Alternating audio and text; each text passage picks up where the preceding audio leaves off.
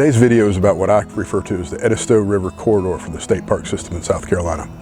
We stayed at Givhans Ferry State Park, so we'll do a quick tour and discussion of it. And then we rode up to Colleton State Park, which is just up the road. Also a great little state park. We'll do a quick tour of it. Both of those parks sit on the Edisto River. Both of those parks are very popular for folks that want to kayak and canoe the river. On our way back, as we were coming back to Givhans Ferry, we stopped off at a place called Bee City Zoo. It caught us by surprise, and I think it'll catch you by surprise too. You want to stay to the end.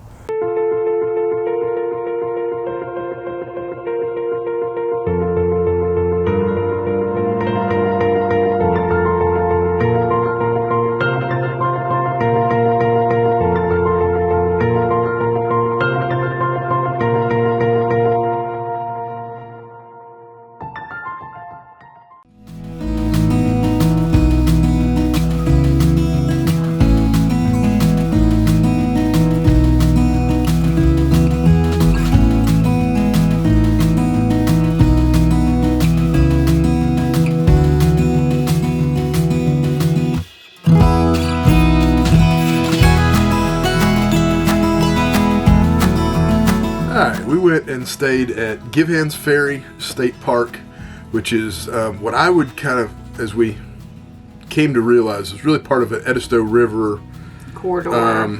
The trail, I guess the best way to describe it. Between Givhans Ferry and Colleton State Park. They both are on the Edisto River. The Edisto River is the longest free-flowing blackwater river in North America. It's 23 miles on the river, so these parks are kind of set up for folks that are going to be traveling back and forth, traveling on the river. It seems that most people put in at Colleton and then ride down and get out at Givhans Ferry. There's a huge parking lot at Givhans Ferry. And when we first drove, it was like, that's a big parking lot. Wow, that's a lot. And both of them have nice little ramps for kayakers to be able to get down into the water. Some paved. I mean, it's... Yeah, there's also along the route, and both of them have the route right there by the river, so you can see it. There's also some other places that you can stop where there's bridge crossings. I think there was somewhere where there's like a gas station, convenience store, kind of snack, kind of place to stop. I believe there's a couple places along the way that are kind of designated for places to stop and maybe spend the night, set up a tent, if you want to try and make it a little slower trip. Or if you're going up the river. Yeah, if you're going to be going up now. While we were there, the river was high. They said it was like number 10 out of 10 for not kayaking. The ranger at Colleton had a big warning inside the store that really only experienced kayakers needed to be in the river at the levels that it was. And we saw a few kayakers. I don't know how experienced they were, but we saw some. It was running fast. Yeah, it was high and it was running fast. Blackwater, when it says it's the longest blackwater, it means that there's a lot of nutrients and minerals in the water. It's kind of as it's flattened out, so it's a little slower. Those minerals and nutrients make it so that it's hard to see into the water. They say there's not a lot of alligators there. I wouldn't swim in it. I wouldn't swim in it either. I wouldn't even let my kids put their feet in it. It was like, it is dark. Talking to some of the other people that were there, while there may not be alligators, there's a lot of snakes. So they said most of them are non-venomous, but I wouldn't trust them. I don't do snakes at all. So I wouldn't go swimming. But a lot of people have said, and we saw a lot of people there that were the big kayakers, were into the kayaking, the canoeing, and it really was pretty. The state has done a good job with the ramps there and the parking right there, and allowing you to drive down, unload, park. So if you are into kayaking, canoeing, it would be a really awesome, place to visit. As far as the campgrounds are concerned, Givhans Ferry, and we were told it is Givhans Ferry is how it's pronounced, because that was the gentleman's name that had a little ferry that went back and forth across the river. Givhans Ferry has 25 sites. They're basically in one big loop. It's all packed gravel and sand Our site was fairly level. I'll take a pause here and kind of show the walk around. Nice big wide sites, packed sand gravel mixture, amazingly level. Here they have standard 30 amp hookups, no 50 amp. Looks like kind of an antiquated, older meter base. You see my neighbors on this side. A little bit of separation. Beautiful scenery in the back. Come around this side. It's a big wide site. And you see the neighbors right there. Neighbors are a little close. It's not too bad. All in all, it's really a pretty nice site. It's amazing how level it is. It's probably the biggest surprise to me. It doesn't look like it'd be level, but it is. Pretty good site. Some of them had full hookups. On one side, it was site 1, 3, 5, 7, 9, and 11. So the outer part of, as you came in, they all had full hookups. None of the other ones did. Everybody else just had interior ones did. Just had water. That's also one that had the walk-in camping. So we did see a lot of cars that we were like, where are these people? And we finally kind of stumbled into the tent camping, which was literally a walk-in, like haul your stuff in site. And it's on the other side of the bathhouse from like by the playgrounds. By the playgrounds as we came in. It was really built, this campground was built for the river access. So there's a riverfront hall. That's where you check in whenever you come into the park. There's a small little store and ranger station. So as you come in, check in with the ranger there. Because of COVID, everything else was closed, but apparently you can rent that hall for events. And a nice big playground space, and just big grassy space, playground. Lots of big trees and areas that the kids could play and run around. And you could also tell that it was kind of built for, as people came off of the river, they could stop, rest. Maybe there's some grills and some tables, get a bite to eat. There's a lot of picnics with a lot of grills. So you could say if you were coming off and fix something to eat, hung out there for a little in the shade, and all of that was all up in very large trees. So it would have been really shady and nice even in the heat of the summer. The park was built by the Civilian Conservation Corps, so just a little shout out. It's one of the 16 in the state of South Carolina built by the CCC. As far as Colleton State Park, it didn't have as much kayak access because it really wasn't designed as much for kayaking, except for just simply to put in. So you're able to get river access there. The campground was probably a little bit nicer. The campground road was paved, but it was once again just one small loop. The ranger did tell us they were closing in December. They were going to be doing some remodeling. I think they were going to be adding some full hookups, going to 50 amp, and redoing the paving. Yeah. So, and they had just redone. I think the restrooms had just been redone, so we stopped and checked those out. They were very nice. The day use space was really nice because it had several little playground areas and several picnic shelters kind of all right there. So there was people having some birthday parties and things. Parties are going on. My kids just kind of ran up right in the middle of the birthday parties. But the day space I felt like was really nice, that you could, if you were going for the day or to have a small family gathering or something, there was a lot of opportunity for that. Our biggest surprise between these two parks was actually what we found in between. So on the way between Givhans Ferry and Colleton to spend a little bit of time in Colleton on Saturday, we saw a very small sign. I mean, not much bigger than a piece of paper that said Bee City Zoo. And I said, what is that? And as we noticed that every car behind us, every car in front of us, and every car coming the other direction were turning into Bee City Zoo. And it did say, it said Bee City Zoo, and then underneath it said Petting Zoo. Okay. So we decided, we pulled up their website while we were at Colleton, and there wasn't a ton of information. It seemed kind of expensive. We'll link their Facebook and website. For what I thought was just a petting zoo.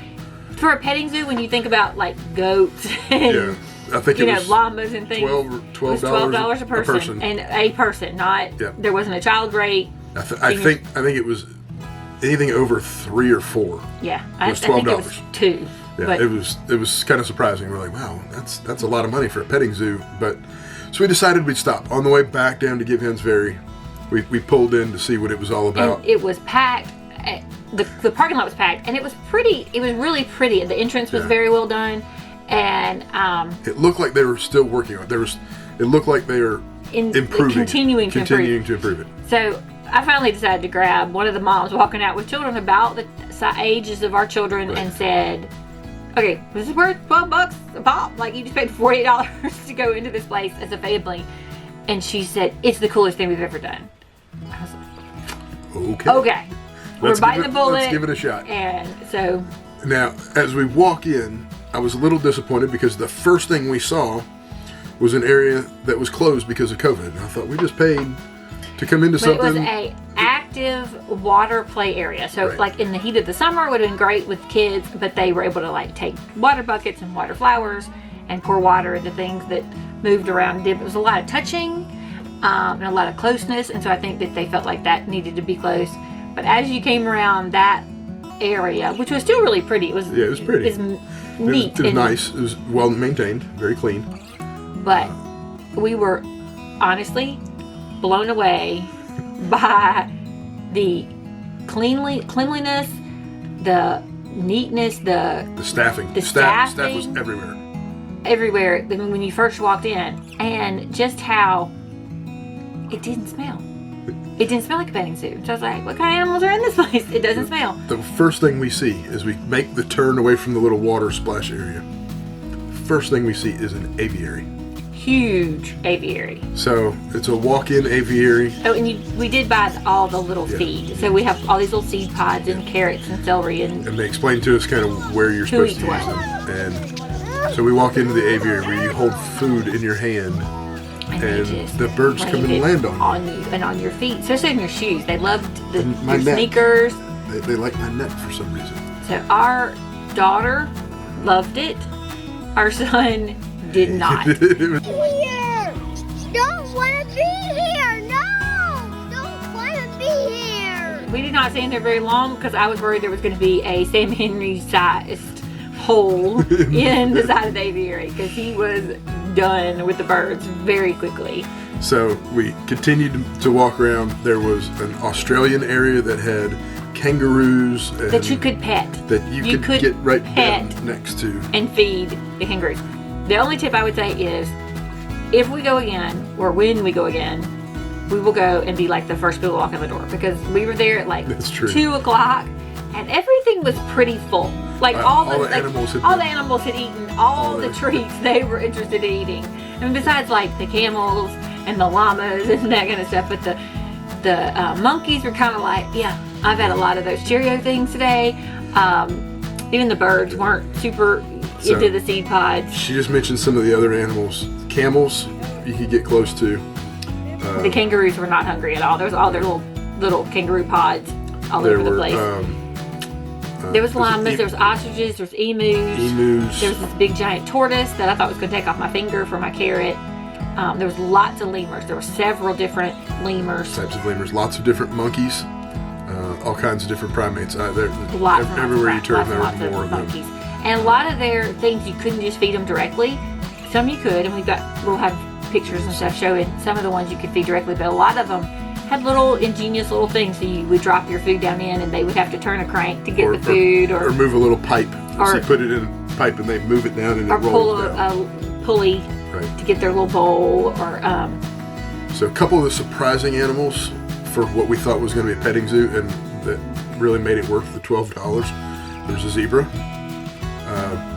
There was porcupines. There's foxes. There are foxes. There's a ton of goats. There's a Bengal tiger. That was the big shocker. We were walking through and it said Tiger Classroom. And I was like, is it the classroom or also a tiger? And as you went further back in was this most beautiful, stunning, beautiful tiger. And healthy. Then next to the tiger was the snow leopard. Also big, beautiful, shiny coats, very healthy looking, big enclosures, obviously well taken care of. So we were surprised and shocked at the Bee City Zoo. It apparently started off as a bee farm. And years ago, they decided to add a petting zoo to it, and they just have continued to grow it and continued to improve it. And it is very much a hidden gem. Like, we've talked to so many people in South Carolina that have never heard of it. But it was relatively full. It wasn't overpacked. There was lots of still space to walk around. Everybody was wearing their masks or keeping their distance. All the staff was very identifiable. And you kind of wondered these little paths. And there was these big owls that we watched fly. And you took a lot of pictures of some of the, like, there was almost some things that were extinct or extinct in nature. One of the things that I came to realize, Givhans Ferry State Park is the state park that is closest to Charleston of any of them. And I think a lot of the folks that were there came up from Charleston. Some of the people we did talk to that were Charleston or the Charleston area were like, oh, we've been there. Yeah. But why did you tell the rest of us? Nobody else seemed to know about it. So we wanted to make sure that we let everybody know. If you're going to go down to Givhans Ferry or Colleton, plan to go spend and go early. Go spend the morning. Go spend some time and check out Bee City Zoo. So all in all, the parks were nice. We did small hikes on both. The one at Givhans Ferry did kind of go up around kind of the bluff, I would say. There was some very pretty scenery on the backside of that loop. We found a geocache there as well. Yeah, and Colleton, you kind of go out along the river. Yeah, kind of marshy. And there's, you're right there, and there's actually a little boardwalk that takes you right down to the river. Bit. Yeah, so little bit of hikes. Other than that, there's not a whole lot unless you're a kayaker. These parks are really designed for the river and for folks that are kayaking. But we had a nice, quiet, good family weekend there. We wandered around a bunch and checked things out, and of course, we hit Bee City Zoo. Yep. Thanks.